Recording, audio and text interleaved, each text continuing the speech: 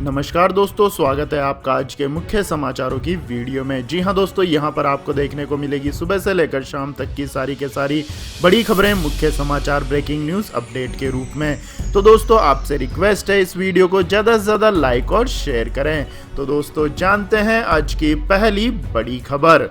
CM Mamata Banerjee पर अमित शाह ने साधा निशाना, कहा 2 मई के बाद नहीं रोक पाएंगी सरस्वती पूजा। जी हां दोस्तों, पश्चिम बंगाल के मुर्शिदाबाद में चुनाव प्रचार के लिए पहुंचे केंद्रीय गृह मंत्री अमित शाह ने कहा कि लोगों के मन में से यह सरकार कब की उखड़ चुकी है। बंगाल में पीएम नरेंद्र मोदी की लोकप्रियता बढ़ी है। उनकी लोकप्रियता और ममता सरकार के खिलाफ लोगों का गुस्सा, इन दोनों फैक्टर्स की वजह से बंगाल में हालात बीजेपी के अनुकूल हैं। उन्होंने दावा किया है कि इन चुनाव में बीजेपी 200 से ज्यादा सीटें जीतेंगी। अमित शाह ने कहा कि ध्रुवीकरण हम नहीं कर सकते, यह काम सीएम ममता बनर्जी कर रही है। नादिया जिले में हुई हिंसा के बाद वहां नेताओं के जाने पर बैन लगाए जाने के चुनाव आयोग के फैसले पर अमित शाह ने कहा कि आयोग ने यह काम ठीक किया कि वहां नेता नहीं जा सके, वरना राज्य में हिंसा की यह आग और भड़कती।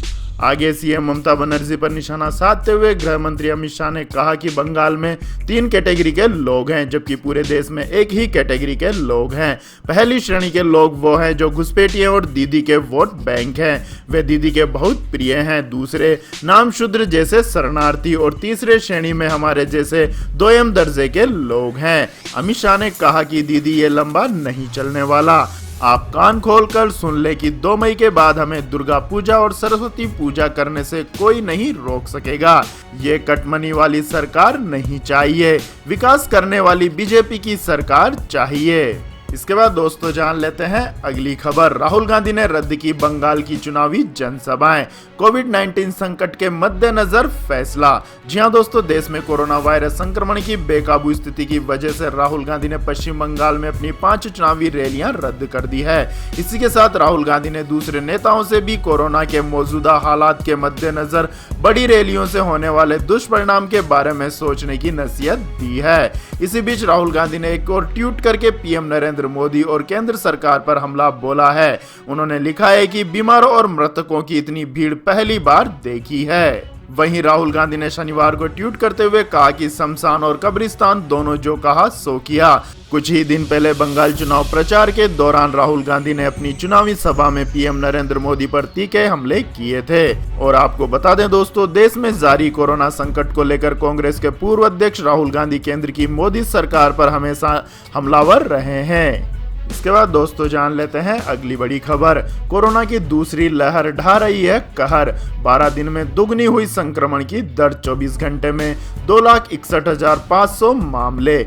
जी हां दोस्तों, कोरोना महामारी की दूसरी लहर बहुत तेजी से फैल रही है। इसका अंदाजा इसी बात से लगाया जा सकता है कि मात्र 12 दिनों में ही संक्रमण की दर बढ़कर दोगुनी हो गई है। एक दिन में पहली बार 2.5 लाख से ज्यादा नए मामले मिले हैं और 1500 से ज्यादा लोगों की जान गई है। केंद्रीय स्वास्थ्य मंत्रालय के मुताबिक देश में दैनिक संक्रमण की दर 12 दिनों में ही 8% से बढ़कर 16.69% हो गई है।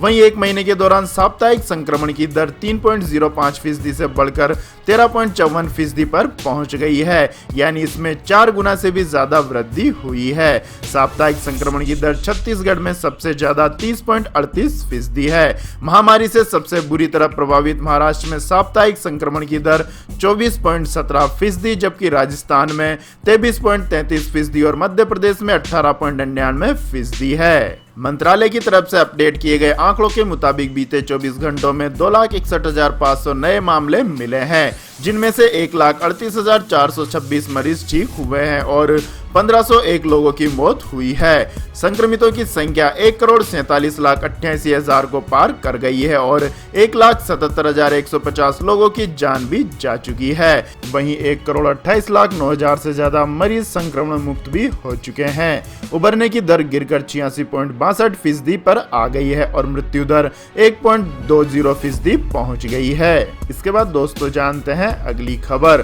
सरकार ला सकती है एक और राहत पैकेज, नीति आयोग ने दिए संकेत, हालात बिगड़े तो उठाएंगे कदम।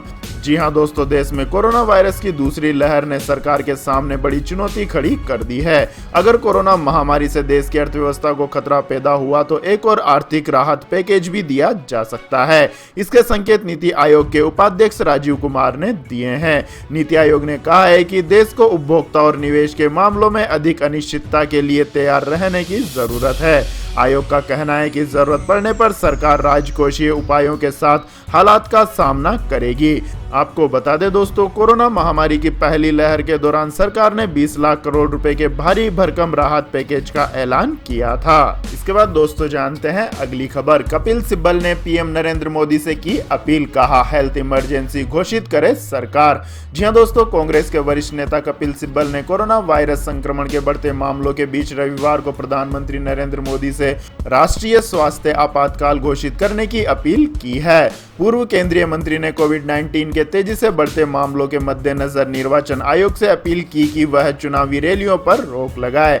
सिब्बल ने ट्वीट किया कि लोगों के स्वस्थ होने की तुलना में कोविड-19 संक्रमण अधिक तेजी से फैल रहा है। मोदी जी, राष्ट्रीय स्वास्थ्य आपातकाल घोषित कीजिए। निर्वाचन आयोग चुनावी रैलियों पर रोक की घोषणा करे। अदालत लोगों के जीवन की रक्षा करे। इसके बाद दोस्तों जानते हैं अगली खबर। टीकाकरण के मामले में अमेरिका और चीन को पछाड़ शीर्ष पर पहुंचा भारत। 12 करोड़ 26 लाख से ज्यादा लोगों को लगी वैक्सीन। जी हां दोस्तों, देश में कोरोना महामारी को हराने के लिए टीकाकरण की रफ्तार को और तीव्र किया गया है। टीकाकरण के मामले में भारत अमेरिका और चीन को पछाड़कर शीर्ष स्थान पर पहुंच गया है। 92 दिनों में ही देश में 12 करोड़ 26 लाख से ज्यादा लोगों को वैक्सीन लगा दी गई है। इन आंकड़ों को छूने में अमेरिका ने 97 दिन लगाए और चीन ने 108 दिनों में इस लक्ष्य को पूरा किया। उत्तर प्रदेश, गुजरात, महाराष्ट्र और राजस्थान में 1-1 करोड़ से अधिक लोगों को वैक्सीन लग चुकी है। स्वास्थ्य मंत्रालय के मुताबिक देश में हर रोज लगाए जाने वाले टीकों के मामले में भी भारत शीर्ष स्थान पर बना हुआ है। इसके बाद दोस्तों जानते हैं अगली खबर। कुंभ से वापस लौटने वालों को रहना होगा 14 दिन क्वारंटाइन। जी हां दोस्तों, देश में कोरोना वायरस की दूसरी लहर बेहद घातक होती जा रही है। रोजाना के नए मामले रिकॉर्ड बना रहे हैं। रविवार को संक्रमण के 2.61 लाख मामले दर्ज किए गए। इन सब के बीच कुंभ में विभिन्न अखाड़ों के 100 से अधिक साधु संत कोरोना से संक्रमित हो चुके हैं। प्रधानमंत्री नरेंद्र मोदी की अपील के बाद 6 सन्यासी अखाड़े कुंभ समाप्ति की घोषणा भी कर चुके हैं।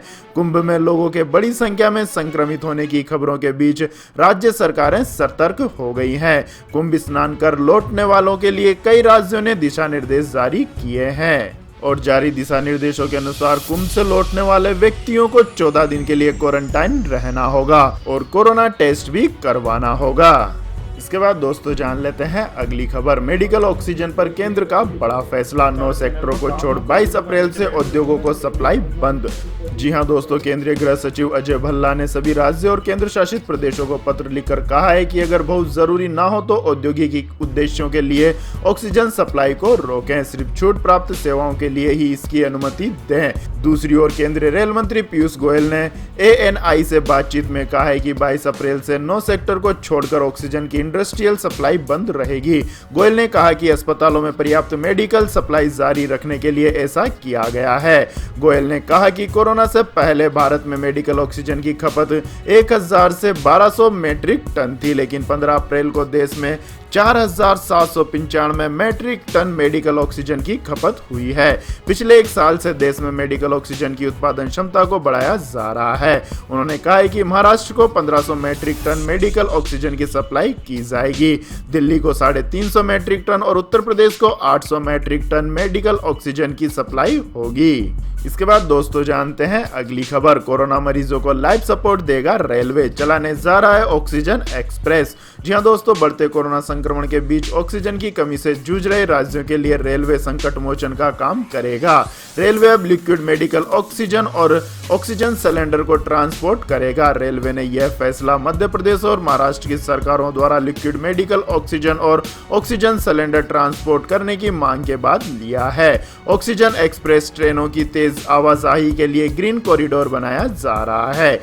आपको बता दें दोस्तों, तकनीकी परीक्षण पूरा होने के बाद महाराष्ट्र से खाली टैंकर आज चलेगा, जो विशाखापट्टनम, जमशेदपुर, राउरकेला, बोकारो से ऑक्सीजन उठाएगा। आपको बता दें, मध्य प्रदेश और महाराष्ट्र की अपील के बाद रेलवे ने तुरंत LMO ट्रांसपोर्ट करने की तैयारी की है। इसके बाद दोस्तों जान लेते हैं अगली खबर। लेकिन दोस्तों अगली खबर जानने से पहले आप लोगों से गुजारिश है कि इस वीडियो में दिखाई गई खबरें अगर आपको पसंद आई हो तो इस वीडियो को लाइक करें, शेयर करें और हमारे चैनल को सब्सक्राइब करें।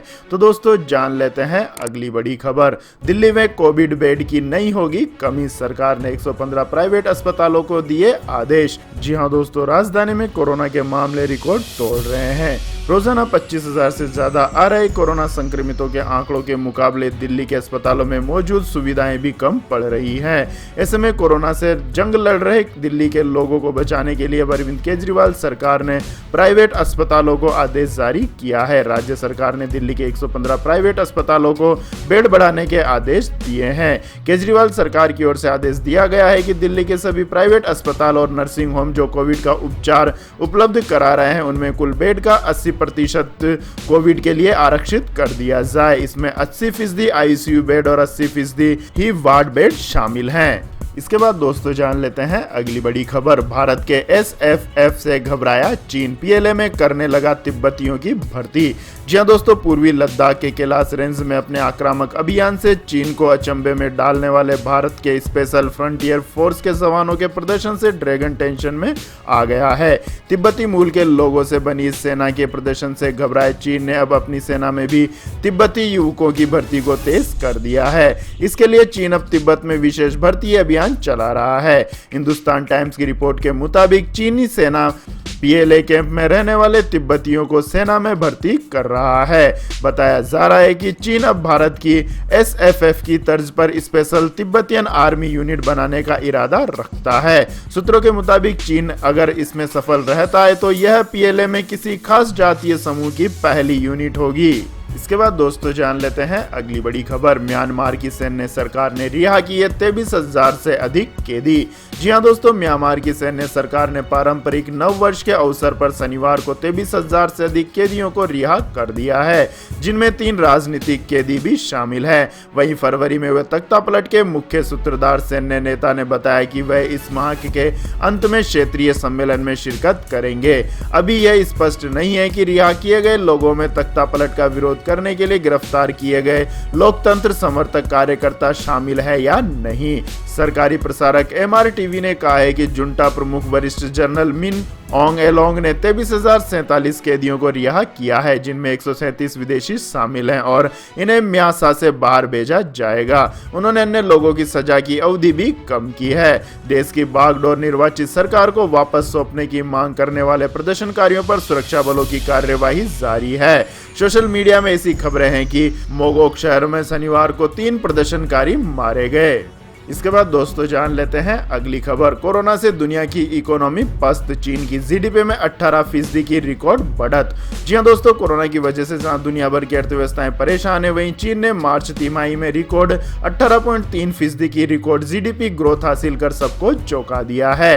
कहा जा रहा है कि निर्यात और घरेलू बाजार में अच्छी मांग और सरकार द्वारा लगातार छोटे कारोबारियों को सहयोग की वजह से यह रिकॉर्ड बढ़त हुई है। हालांकि ये बढ़त बेस इम्पैक्ट का भी नतीजा लगता है, क्योंकि चीन ने बाकी देशों से पहले ही कुछ शहरों में लॉकडाउन जैसे उपाय किए थे और वह कोरोना से निपटने में सबसे आगे रहा।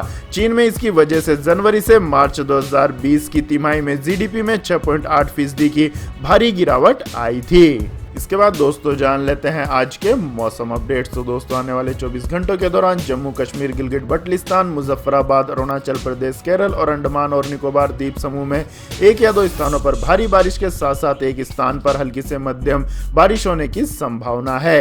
हिमाचल प्रदेश, उत्तराखंड, असम, मेघालय, आंतरिक तमिलनाडु और कर्नाटक के दक्षिणी तट पर कुछ स्थानों पर हल्की से मध्यम बारिश संभव है। वहीं पूर्वोत्तर भारत में कुछ स्थानों पर और बिहार, झारखंड, पश्चिम बंगाल, उड़ीसा, छत्तीसगढ़ और आंध्र प्रदेश में 1 या 2 स्थानों पर हल्की बारिश हो सकती है। शेष भारत में मौसम शुष्क और गर्म बना रहेगा। इसके बाद दोस्तों जानते हैं अगली बड़ी खबर। पेट्रोल भरवाने पर मिलेगा 150 रुपए का कैशबैक, इस तरह पेमेंट कर उठाएं फायदा। जी हां दोस्तों, देश भर में पेट्रोल की बढ़ती कीमतों से सभी लोग परेशान हैं, लेकिन अब आपके लिए खुशखबरी है। पेट्रोल भरवाने पर आपको कैशबैक की सुविधा मिलेगी। आपको बता दें, फोन पे अपने ग्राहकों के लिए एक धमाकेदार ऑफर लेकर आया आया है, जिसमें आपको पेट्रोल भरवाने पर कैशबैक मिलेगा। इंडियन ऑयल, हिंदुस्तान पेट्रोलियम और भारत गैस अपने ग्राहकों के लिए यह खास ऑफर लेकर आई है और इसमें आपको 0.75% कैशबैक दिया जा रहा है। ग्राहकों को एक ट्रांजैक्शन पर अधिकतम 45 रुपए का कैशबैक मिल सकता है। वहीं एक महीने में आपको अधिकतम 150 रुपए का कैशबैक मिलेगा। इस ऑफर का फायदा आप 1 जनवरी 2021 से 30 जून 2021 तक ले सकते हैं। इसके बाद दोस्तों जानते हैं अगली खबर। बीते हफ्ते सोने की कीमतों में आया उछाल, चांदी में भी आई अच्छी खासी तेजी। जी हां दोस्तों, बीते हफ्ते के आखिरी कारोबारी दिन शुक्रवार को 4 जून 2021 वायदा के सोने के भाव MCX एक्सचेंज पर 178 रुपए की तेजी के साथ 47,353 रुपए प्रति 10 ग्राम पर बंद हुए। इसके अलावा 5 अगस्त 2021 के सोने की वायदा कीमतें बीते हफ्ते के आखिरी कारोबारी दिन MCX पर 190 रुपए की तेजी के साथ 47,591 रुपए प्रति 10 ग्राम पर बंद हुई। वैश्विक स्तर पर सोने की कीमतें बीते हफ्ते बढ़त के साथ ही बंद हुई। वहीं बात करें दोस्तों चांदी की कीमतों की, तो दोस्तों बीते हफ्ते चांदी की कीमतों में भी उछाल दर्ज किया गया। बीते हफ्ते के आखिरी कारोबारी दिन शुक्रवार को 5 मई 2021 वायदा की चांदी की कीमत MCX पर 144 रुपए की बढ़त के साथ 68,684 रुपए प्रति किलोग्राम पर बंद हुई। इस चांदी की कीमत बीते हफ्ते के पहले कारोबारी दिन सोमवार 12 अप्रैल को MCX पर 66,786 रुपए प्रति किलोग्राम पर खुली थी। इससे पिछले सत्र में ये 66,983 रुपए प्रति किलोग्राम पर बंद हुई थी। इस तरह चांदी के भाव में बीते हफ्ते 1701 रुपए प्रति किलोग्राम की बढ़ोतरी दर्ज की गई। इसके बाद दोस्तों जान लेते हैं अगली खबर। बेंगलुरु ने पहली बार शुरुआती 3 मैच जीते। मैक्सवेल और डिविलियर्स शो के सामने फैल रही कोलकाता की पूरी टीम। जी हां दोस्तों, IPL 2021 सीजन के पहले डबल हेडर के पहले मुकाबले में रॉयल चैलेंजर बेंगलुरु ने कोलकाता नाइट राइडर्स को 38 रन से हरा दिया। चेन्नई के चेपक स्टेडियम में खेले गए इस मैच में RCB ने टॉस जीतकर पहले बल्लेबाजी करते हुए 20 ओवर में 4 विकेट पर 204 रन बनाए। इसके जवाब में KKR टीम 20 ओवर में 8 विकेट पर 166 रन ही बना सकी। बेंगलुरु ने IPL में पहली बार शुरुआती 3 मैच जीते हैं। वहीं कोलकाता के खिलाफ यह उनकी लगातार चौथी जीत है। इससे पहले 2019 सीजन में RCB ने KKR को ईडन गार्डन में 10 रन से हराया था। वहीं 2020 सीजन में लीग राउंड के दौरान बेंगलुरु ने कोलकाता को पहले मैच में 82 रन और दूसरे मैच में 8 विकेट से हराया था। इसके बाद दोस्तों जान लेते हैं अगली खबर। इलेक्ट्रिक वाहनों के निर्माण में दुनिया में अव्वल होगा भारत। पेट्रोल डीजल वाहनों के स्तर पर आएगी इसकी कीमतें। जी हां दोस्तों, अगले 6 महीनों में लिथियम आयन बैटरी निर्माण पूरी तरह से देश में ही होने लगेगा। इसके दम पर आने वाले दिनों में भारत इलेक्ट्रिक वाहनों के निर्माण में दुनिया में अव्वल होगा। ई-कॉमर्स फर्म अमेजन के संभव सम्मेलन को वर्चुअल प्लेटफॉर्म के जरिए संबोधित करते हुए केंद्रीय मंत्री नितिन गडकरी ने रविवार को यह बात कही। सड़क परिवहन एवं राजमार्ग मंत्रालय नितिन गडकरी ने कहा कि इलेक्ट्रिक वाहनों के निर्माण में भारत आगे बढ़ रहा है। कुछ समय में हम नंबर 1 निर्माता होंगे। सभी प्रतिष्ठित ब्रांड आज भारत में मौजूद हैं। सूक्ष्म लघु एवं मध्यम उद्यम मंत्रालय की जिम्मेदारी भी निभा रहे गडकरी ने स्वदेशी बैटरी टेक्नोलॉजी इलेक्ट्रिक वाहनों को परिवहन का सर्वाधिक प्रभावी माध्यम बनाएगी। उन्होंने कहा कि हरित ऊर्जा के क्षेत्र में भारत ने तेजी से क्षमता बढ़ाई है। मुझे विश्वास है कि 6 महीने के भीतर हम 100% लिथियम आयन बैटरी भारत में बनाने में सक्षम होंगे। तो यह थी दोस्तों आज की सभी महत्वपूर्ण बड़ी खबरें। और दोस्तों बारी आती है आज के माइंड क्विज क्वेश्चन की, जिसका जवाब देकर आप बन सकते हैं एक शानदार उपहार के विजेता। तो दोस्तों आज का सवाल है, कोरोना महामारी सर्वप्रथम किस देश में फैली थी? जी हां दोस्तों, अगर आपको इस सवाल का जवाब आता है तो तुरंत कमेंट सेक्शन में लिख दीजिए। इस वीडियो को लाइक कीजिए, शेयर कीजिए और हमारे चैनल को सब्सक्राइब करके बेल आइकन का बटन भी दबा लें। धन्यवाद। जय हिंद, जय भारत, वंदे मातरम।